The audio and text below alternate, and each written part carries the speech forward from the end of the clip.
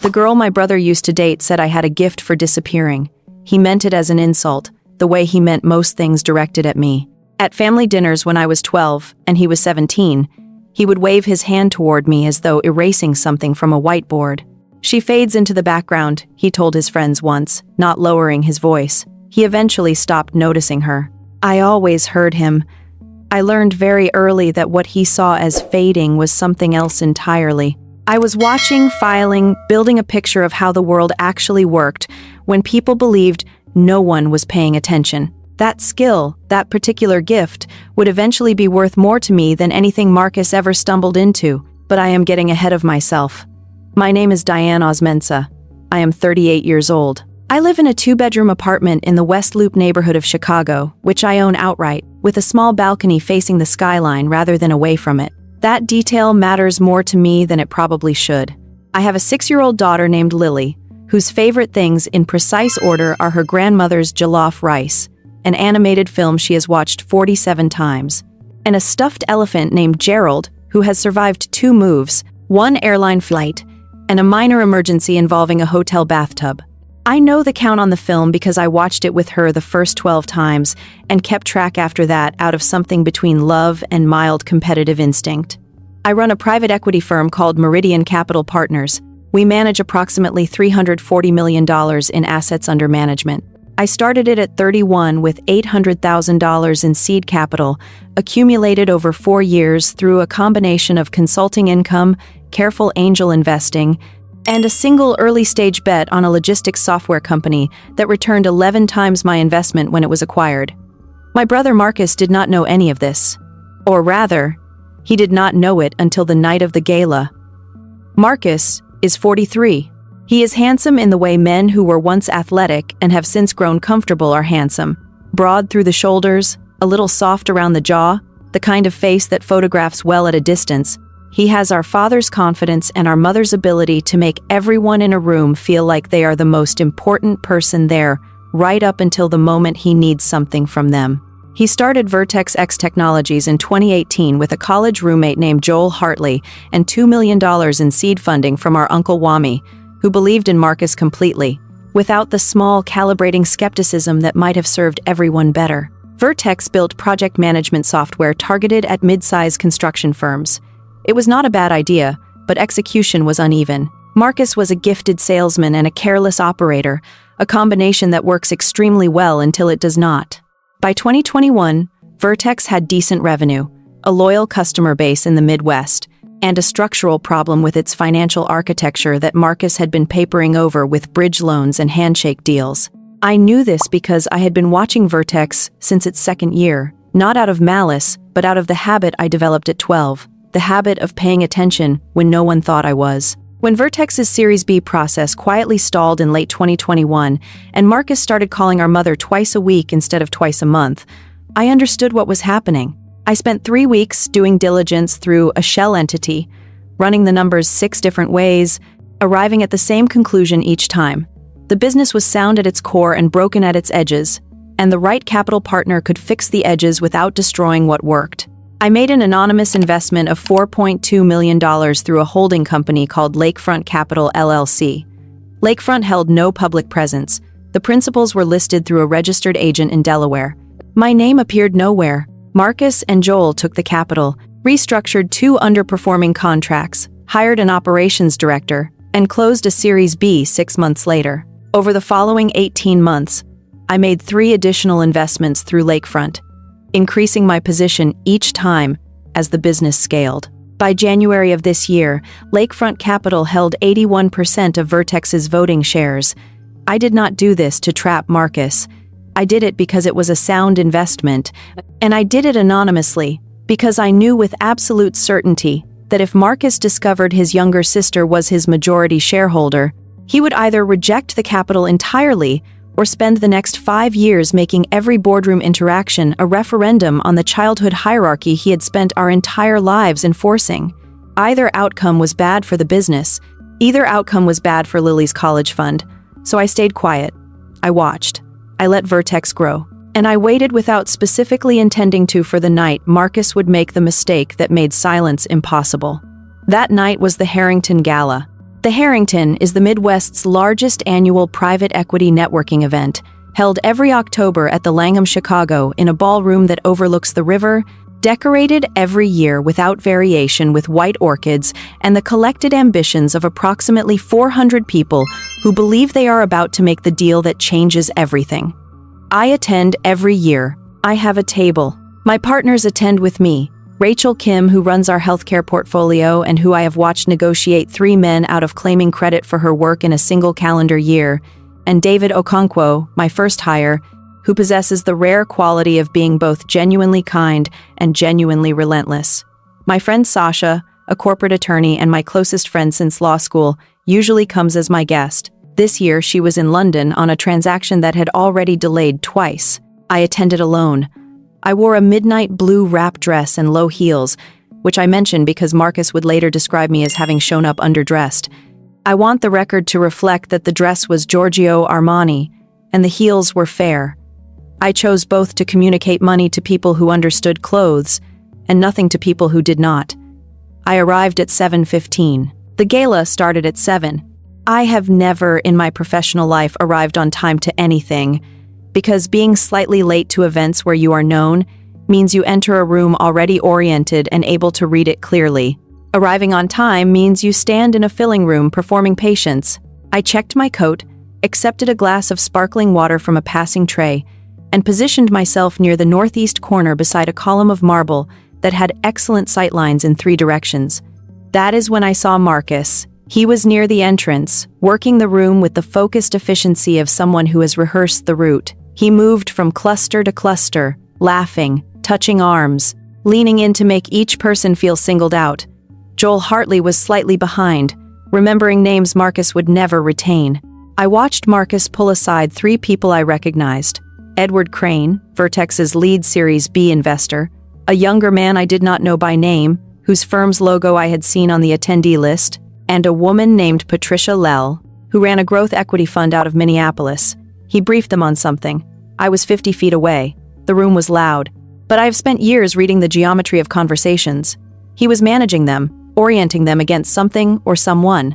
I moved to the bar, ordered still water with lemon, and found Rachel near the east wall talking to a pair of venture partners from a firm we'd co-invested with twice. I joined the conversation, contributed for 10 minutes, and extracted myself gracefully. I spoke with a real estate developer I had been meaning to meet for 2 months. I found David and checked in on 3 portfolio items in under 4 minutes of standing conversation. David and I have the shorthand of people who have been through bad quarters together. At some point during this, Marcus noticed I was there.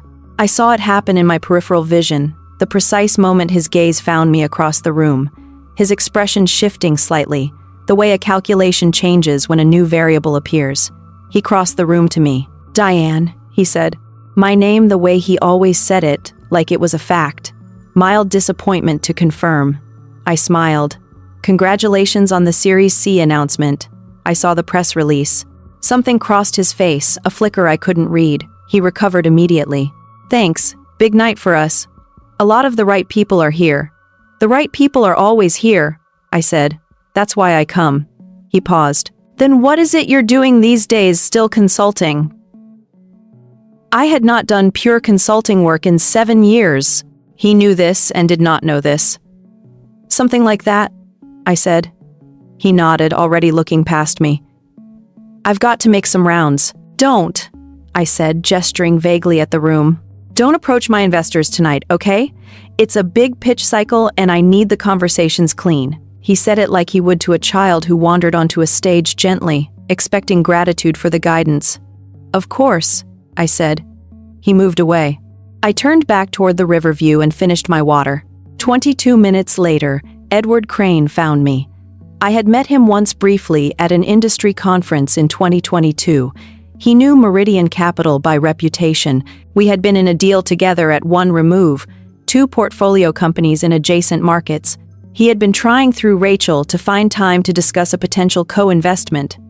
Edward crossed the room with the directness of someone confirming a suspicion. "Diana Huna," he said, extending his hand. "Thought that was you," I said. "Crane Capital. I know who you are, Edward." I shook his hand. He glanced briefly toward Marcus's group, then back at me. "I have to ask something directly. Please, Lakefront Capital. That's yours, isn't it? It was not a question by the end. 17 months of careful anonymity, a Delaware-registered agent, 2 layers of holding structure designed for durability. Edward Crane had figured it out by standing with me for 20 minutes. What gave it away? I asked. He smiled. The operational memo from Q3 last year. The language. I recognized the framework the way I described the customer retention problem in a panel at Kellogg. He paused. I confirmed it through a contact at the registered agent. I nodded. It's mine, I said. Edward exhaled. Not with surprise exactly, but with the satisfaction of a resolved question. So you hold 81% of voting shares through 4 trenches over 30 months. He was quiet for a moment. Around us, the gala continued. 400 people in formal wear, the clink of glasses, the low roar of aggregate ambition. Edward looked toward Marcus again. He doesn't know, Edward said. He does not know, I confirmed. His expression was careful, professional, and underneath deeply entertained. He told me tonight too, Edward added. He stopped himself to treat me as a non-factor. He's used less polite terms, I said. I've survived those too. Edward laughed a real, short, genuine laugh, then became serious again. Diane, I need to be clear about something. We are in active diligence on our Series C participation. $40 million. If the cap table looks the way I understand it, there are things I need to know before that closes. There are things you should know. I agreed. I had been intending to come out of the structure before the Series C. Tonight's timing seemed right. I set my empty glass on a passing tray, smoothed the front of my dress, and walked toward my brother. Marcus was mid-sentence with his group. Joel was laughing in advance.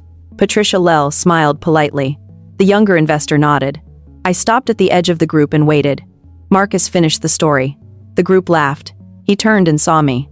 His expression did the thing it always did. The mild recalibration, the performance of patience. Diane, he said.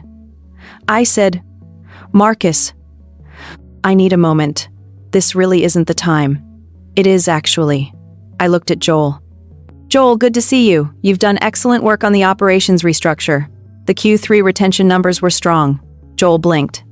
I turned to Patricia Lell. Meridian Capital, we haven't met formally, but we were in adjacent positions on the Clearwater deal in 2022. I've admired your fund's healthcare thesis.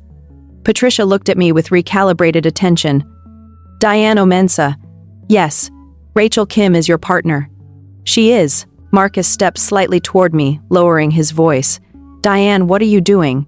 I'm introducing myself, I said calmly, which I should have done a long time ago in a different context, but that's a longer conversation. I looked at the group. I'm the managing partner of Meridian Capital Partners. We manage $340 million in assets, and I am also, through a holding structure called Lakefront Capital, the controlling shareholder of Vertex Technologies. The sentence landed like a stone in still water. Joel went very still. Patricia's polite smile held, but her eyes sharpened. The younger investor looked from me to Marcus and back. Marcus said, what are you talking about? Lakefront Capital, I said.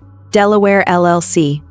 The $4.2 million Series A bridge in February 2022. The 3 follow-on investments over the following 18 months. 81% of voting shares held through a blind structure. I've been your majority shareholder for 14 months, Marcus. The silence that followed had weight. Marcus stopped. That's not possible. Our cap table, your cap table, lists Lakefront as the majority position. It has since the restructure. I looked at him steadily. You signed the shareholder agreement. Joel countersigned. The registered agent is on file in Delaware. I can send you the documents tonight if you need to see them, but I suspect you already know I'm telling you the truth. Marcus's face went through disbelief, recalculation, a flash of genuine anger, and then that specific humiliation of realizing he had been wrong in front of people whose opinion mattered to him.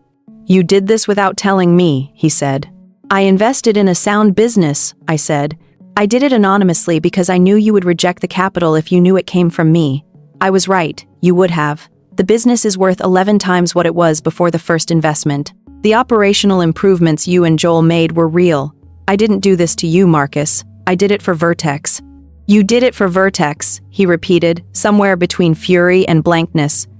And for Lily's college fund, but mostly for Vertex, I said. Edward Crane had moved to stand at the edge of our group beside Patricia Lell. He said the Series C conversation needs to continue in the morning with full documentation and with me at the table. Marcus looked at Edward, then at me. His jaw moved slightly. Joel touched his arm. "Let's step out for a minute," Joel suggested.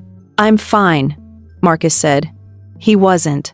I looked at him and, for a moment, I was 12 again and he was 17, erasing me from a whiteboard. I had spent years building things in the silence he left me. Standing there, with his investors now knowing my name and my numbers, I felt something I had not expected, not triumph, something more complicated. "I want you to succeed," I said quietly, just for him. "I have always wanted you to succeed. That's why I protected the investment from the one variable that would have derailed it, knowing I was involved." Marcus looked at me for a long moment. Something moved across his face that I couldn't name. Then he turned and walked toward the exit. Joel followed. The rest of the evening was professional and swift. Edward, Patricia, and I talked for 40 minutes in a quieter corner. Rachel joined after 20, having been found by David, who understood without being told that the meeting had become significant. The younger investor, Daniel Park from Milwaukee, sat slightly outside our circle and listened. By 10 p.m., I had agreed to step formally out of the lakefront structure within 30 days and take a named board seat at Vertex. Series C participation from Crane Capital was intact, pending updated diligence. Patricia Lell expressed interest in co-investing on a smaller position. I texted my attorney at 10:12 p.m. "Start the lakefront dissolution docs," she replied 11 minutes later, with a single thumbs-up emoji. I found my coat, stood for a moment in the lobby looking at the river. The water was black and moving, city lights running across it in long, wavering lines. I thought about Marcus and the texture of his face in that moment when he understood. I had imagined that moment abstractly many times over the past 14 months. I had imagined feeling clean about it. I did not feel finished. I called my mother on the way to my car. She answered on the second ring. "It's late," she said without concern. "I know," I said. I wanted to hear her voice. "What happened?" she asked. "Nothing bad. Just something." She was quiet for a moment. "He's proud," she said. "He's always been afraid of not being the smartest person in the room. I know that's not your fault, but you feel it anyway." I didn't answer. "Come for dinner Sunday," she said. "Bring Lily. I'll make the rice." "She'll hold you to that," I said. "She should," she said. In the weeks that followed, practical matters resolved efficiently. The lakefront dissolution was completed in 26 days. Attorneys on both sides worked through the structural transition without significant friction. I took a seat on the Vertex board. Series C closed at $38 million, $2 million below the original target, adjusted for the revised cap table disclosure. Joel called the Wednesday after the gala. He was careful, professional, and embarrassed by proxy for Marcus's behavior. We had a 20-minute conversation about the operations roadmap. Marcus did not call for 11 days. When he did, it was a Saturday morning. I was at the park with Lily, negotiating terms with Gerald the elephant. "Hey," Marcus said. Silence. Long enough for Lily to look up at me. "I owe you an apology," he said finally. Careful, complete, slightly wooden. "You do," I agreed. "I've been done this my whole life, haven't I?" "With you." "Yes," I said. "You have." "I'm sorry, Diane. The thing about apologies is they can be real and insufficient at the same time. I knew the damage of 20 years is not repaired by 11 days of reflection and a phone call from a park." "I hear you," I said. "Not it's okay. Not we're fine. Just I hear you." We talked for a few minutes about board structure. Easier. He had questions. I answered directly, without warmth or cruelty. Lily was watching from the bottom of the slide. "Was that Uncle Marcus?" she asked. "It was." "Is he still grumpy?" I almost laughed. "He's working on it." She considered this seriously. "Gerald says, grumpy people are usually scared." I looked at my daughter. "Gerald is very wise," I said. "I know," she said, going back to the slide. "In the months since, I have thought about what it means to win something you never intended to enter as a competition. Vertex is performing well. Series C is deployed against a product roadmap I now have meaningful input into. Q1 numbers are the strongest in the company's history. Marcus is adjusting to the new dynamic with the unevenness of someone never taught to occupy the second most powerful position in a room. Some board meetings are easier than others. We are building a cautiously professional relationship. It is not reconciliation. There is a version of this story where the gala becomes the turning point. The family reforms, and everything is different. That version is not this version. What Marcus and I have is functional, improving, and probably as much as is available to us, given who we were built to be to each other. I have made my peace with that. What I have not made my peace with is the cost of the method. 14 months of anonymity, being structurally present while socially erased, building the position that made the truth inevitable while staying invisible so the business could breathe. I protected Vertex by being unseen. The habit of being unseen when practiced since 12 leaves Marks. Lily once asked why I didn't tell people how much money I had. I told her some information is more powerful when kept quiet. She thought about this for the length of 2 traffic lights, like a secret weapon, she said. But weapons are for fighting, she added. Are you fighting someone? I thought about Marcus at the gala, the whiteboard gesture, the word non-factor landing in a room, me standing near a marble column, watching, filing, waiting without intending to wait. Not anymore, I said. She seemed satisfied. She looked out the window at the passing city with her focused interest. I drove. The skyline was ahead, catching the morning light. I thought about my apartment with its balcony facing the city rather than away from it. About finally choosing to be visible. A different kind of power than silent power. Louder, more exposed. I'm still learning how to carry it, but I am learning. Remember to comment, like, and subscribe if you enjoyed this story.